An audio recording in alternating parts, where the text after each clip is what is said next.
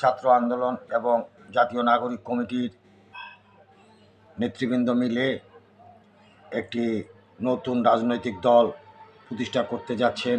এটা প্রায় নিশ্চিত হয়ে গেছে এবং সে দলে কি হতে যাচ্ছে নিয়ে বাজারে নানা ধরনের মুখরোচক আলোচনা শোনা যাচ্ছে। মুখরোচক আলোচনার মধ্যে এটি যে তারা ৩০০টি আসনে প্রার্থী দেওয়ার কথা বলছেন, কিন্তু তাদের যে বর্তমান অবস্থান তাতে করে এটি সমীচীন নয়। এই ৩০০ প্রার্থী দেওয়াকে কেন্দ্র করে বাজারে নানা ধরনের কথাবার্তার মধ্যে একটি প্রচলিত কথা বেশ চাউর হয়েছে, সেটি হলো তাহলে কি আওয়ামী লীগের কিছু দলছুট লোকজনদের এখানে আশ্রয়স্থল হবে এটা।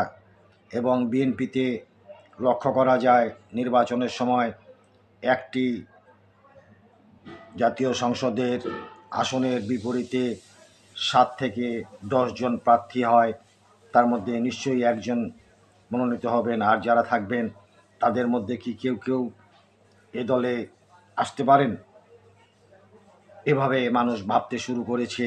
তা না হলে তারা ৩০০ বলছে, ৩০০ যদি বাদও দেওয়া হয় অর্ধেক আসনও এই মুহূর্তে তাদের প্রার্থী দেবার সামর্থ্য নেই, এটা রাজনৈতিক বিশ্লেষকরা রাজনৈতিক আলোচকরা মনে করে। তাহলে তারা ৩০০ আসনে দেবার কথা বলছেন, এটার রহস্য এভাবে মানুষ উন্মোচিত করতে চাচ্ছে।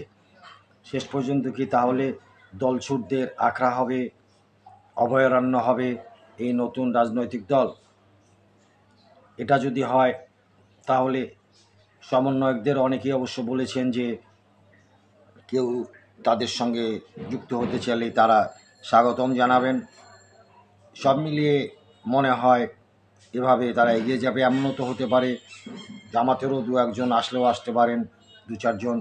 আবার জাতীয় পার্টির অনেক দলছুট হয়ে এখানে আসতে পারেন, কারণ কিংস পার্টি অন্তত শুরুতেই যথেষ্ট দাপটের সঙ্গে থাকে, এটা আমরা লক্ষ্য করেছি অতীতেও। পরবর্তীতে কী হয় সেটি ভিন্ন বিষয়।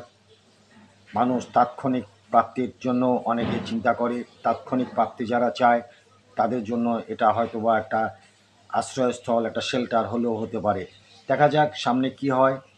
আমরা এগুলো আসলে নিয়ে বেশি আলোচনা এই মুহূর্তে করতে চাই না, কোন দোষে দুষ্ট হব বলা যায় না।